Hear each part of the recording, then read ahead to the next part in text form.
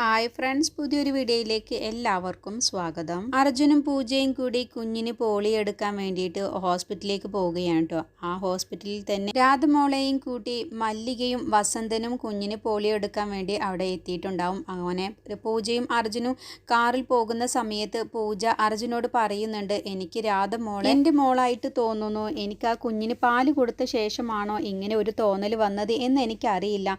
അജുവേട്ട, നമുക്ക് രാധമോളെ കൂടി നമുക്ക് അങ്ങ് ഏറ്റെടുത്ത് വളർത്തിയാലോ എന്ന് ചോദിക്കാൻ കേട്ടോ. അങ്ങനെ അർജുൻ പറയുന്നുണ്ട്, അതിന് ഒരുപാട് കാര്യങ്ങളൊക്കെ ചെയ്യാനുണ്ട് പൂജ, അത്ര പെട്ടെന്നൊന്നും അക്കാര്യം സാധ്യമാകുകയില്ല എന്നൊക്കെ അങ്ങനെ പറഞ്ഞ് പൂജയെ അങ്ങ് സമാധാനിപ്പിക്കാൻ കേട്ടോ. അങ്ങനെ ഹോസ്പിറ്റലിൽ എത്തിയ ശേഷം അവർ തമ്മിൽ കണ്ടുമുട്ടുകയാണ്. രാധമോളെയും കൂട്ടി വസന്തനും മല്ലികയും വന്നത് കണ്ടുമുട്ടാൻ. അങ്ങനെ പൂജ പറയുന്നുണ്ട്, ഞാൻ അജുവേട്ടനോട് വരുമ്പോൾ പറയുകയായിരുന്നു, രാധമോളെ കുറിച്ചായിരുന്നു പറഞ്ഞുകൊണ്ടിരുന്നത്, എനിക്ക് വീണ്ടും കുഞ്ഞിനെ കാണണമെന്ന് ആഗ്രഹമുണ്ടായിരുന്നു. ഇപ്പോൾ ആ ആഗ്രഹം എനിക്ക് സാധിച്ചു. നിങ്ങൾ ഈ ഹോസ്പിറ്റലിൽ വന്നത് എനിക്കറിയില്ലായിരുന്നു എന്നൊക്കെ അങ്ങ് പറയാൻ കേട്ടോ.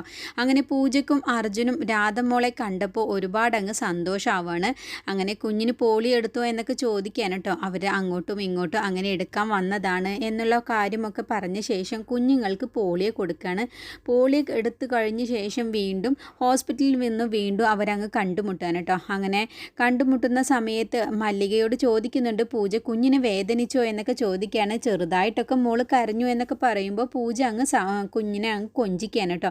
ആ സമയത്തൊക്കെ രണ്ട് കുഞ്ഞുങ്ങളും തമ്മിൽ അങ്ങ് ഉറക്കത്തിൽ തന്നെയായിരിക്കും.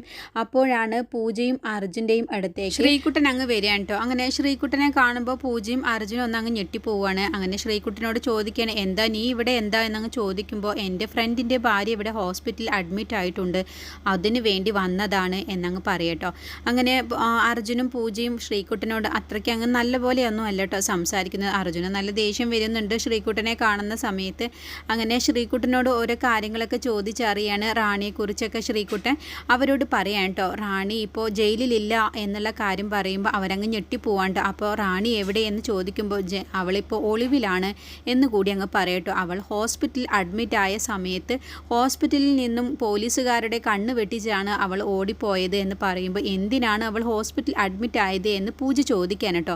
ആ സമയത്ത് ശ്രീകുട്ടൻ ഒന്നങ്ങ് മറച്ചു വെക്കുകയാണ്. അവൾ ഗർഭിണിയായിരുന്നു എന്നുള്ള കാര്യം പറയാതെ, അത് എന്താണെന്ന് എനിക്ക് അറിയില്ല, എന്നോട് അങ്ങനെ വിശദമായിട്ട് പറഞ്ഞിട്ടില്ല, എന്നെ കാണാൻ പോലീസുകാർ വന്നിരുന്നു, റാണിയുടെ കാര്യങ്ങളൊക്കെ ചോദിച്ചറിയാൻ വേണ്ടിയിട്ടായിരുന്നു അവർ വന്നത്, റാണി ഒളിച്ചോടി പോയ ശേഷമാണ് പോലീസുകാർ എന്നോട് ഈ വിവരം പറഞ്ഞത് എന്നൊക്കെ പറഞ്ഞ് റാണി ഗർഭിണിയായ വിവരം അർജുനോടും പൂജയോടും ശ്രീകുട്ടൻ മറച്ചു വെക്കാൻ കേട്ടോ. അങ്ങനെ പൂജയ്ക്ക് റാണി പുറത്തിറങ്ങിയിട്ടുണ്ട്, റാണി ഒളിവിലാണ് എന്ന് കേട്ടപ്പോൾ പൂജയ്ക്ക് മനസ്സങ്ങ് അസ്വസ്ഥതമാവുകയാണ്. എനിക്കിനി അവളെക്കുറിച്ച് ഒന്നും കേൾക്കണ്ട, എന്നോടൊന്നും പറയുകയും വേണ്ട എന്നും പറഞ്ഞ് റാണിയെക്കുറിച്ചുള്ള കാര്യം അവിടെ നിർത്താൻ വേണ്ടിയിട്ട് തന്നെ പൂജ പറയാൻ കേട്ടോ. അങ്ങനെ അവിടെ നിന്നും ശ്രീകുട്ടൻ അങ്ങ് പോവുകയാണ്.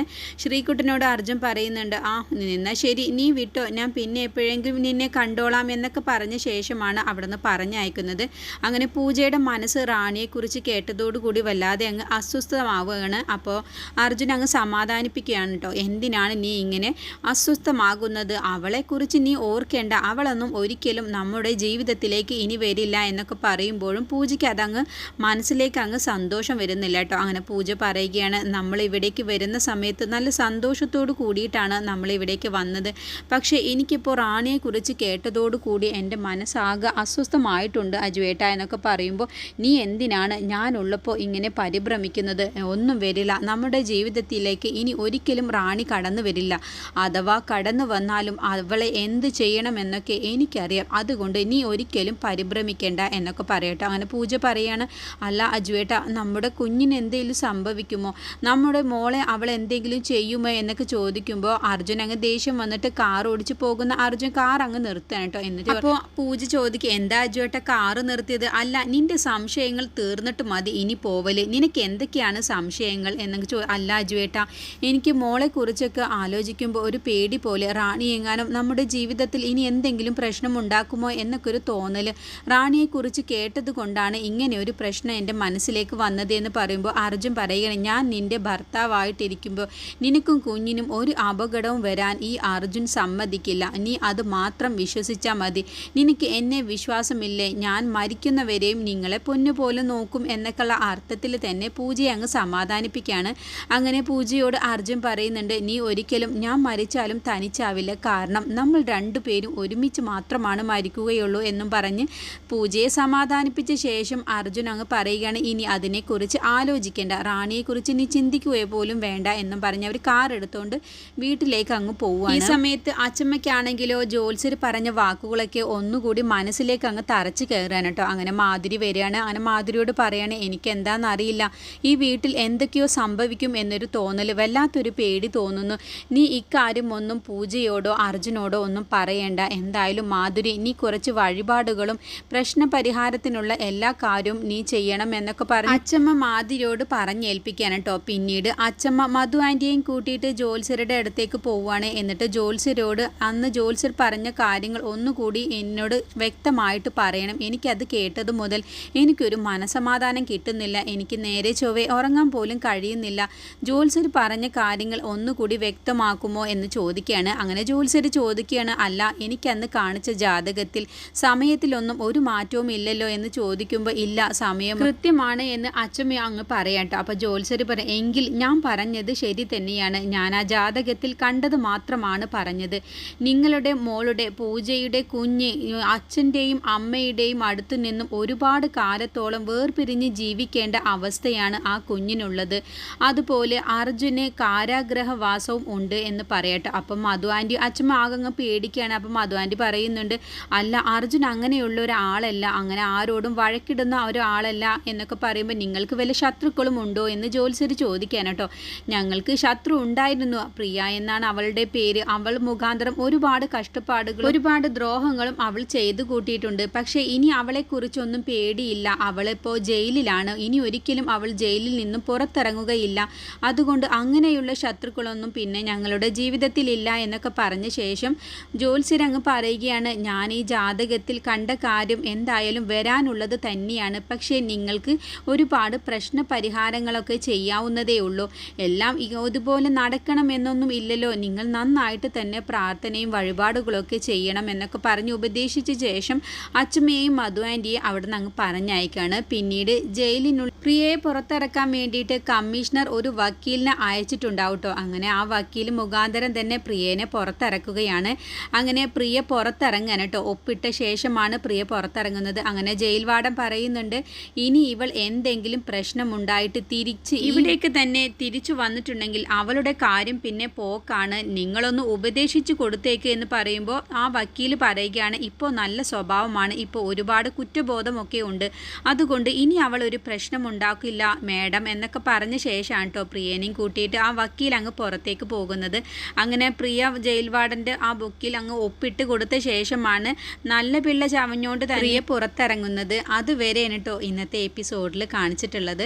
അടുത്ത എപ്പിസോഡിൽ പ്രിയ ഒരുപാട് ലക്ഷ്യങ്ങളോട് കൂടി തന്നെയാണ് കേട്ടോ പ്രിയ വീണ്ടും പുറത്തിറങ്ങിയിട്ടുണ്ടാവുക. പൂജയെയും അർജുനെയും തകർക്കണം, അവളുടെ കുഞ്ഞുമൊത്ത് സുഖമായി ജീവിക്കാൻ ഞാൻ ഒരിക്കലും പൂജയെ സമ്മതിക്കില്ല എന്നുള്ള ദൃഢനിശ്ചയം എടുത്ത ശേഷമാണ് പ്രിയ പുറത്തിറങ്ങിയിട്ടുണ്ടാവുക. പ്രിയക്ക് കട്ട സപ്പോർട്ടായിട്ട് ഇനി കമ്മീഷണർ, ഒളിവിൽ കഴിയുന്ന റാണിയും കൂടി ഉണ്ടാവും. അങ്ങനെ പ്രിയ മുഖംമൂടിയൊക്കെ അണിഞ്ഞ ശേഷം നല്ല പിള്ളയായി ചമഞ്ഞ ശേഷം നേരെ ചെല്ലുന്നത് സ്നേഹസദനത്തിലേക്ക് വിശ്വനാഥൻ അച്ഛനെ കാണാൻ വേണ്ടിയിട്ടാണ്. അങ്ങനെ സ്നേഹസദനത്തിൽ ചെല്ലുന്ന സമയത്ത് ആദ്യം തന്നെ പുറത്തു നിൽക്കുന്ന വസന്തനെയാണ് കേട്ടോ പ്രിയ കാണുന്നത്.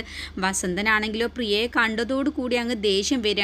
എന്തിനാണ് ഇനി ഇപ്പോൾ ഇവിടേക്ക് വന്നത് എന്ന് വസന്തൻ പ്രിയോട് ചോദിക്കുകയാണ്. അപ്പോൾ എന്നെ അങ്കിൾ തെറ്റിദ്ധരിക്കരുത്, ഞാനിപ്പോൾ നല്ലവളായിട്ട് തന്നെയാണ് ഇവിടേക്ക് തിരിച്ചു വന്നിട്ടുള്ളത്, ഇനി എൻ്റെ ഭാഗത്ത് നിന്നും ഒരു തെറ്റും ഉണ്ടാവില്ല എന്ന് പറയുമ്പോൾ വസന്തൻ അത് വിശ്വസിക്കില്ല കേട്ടോ.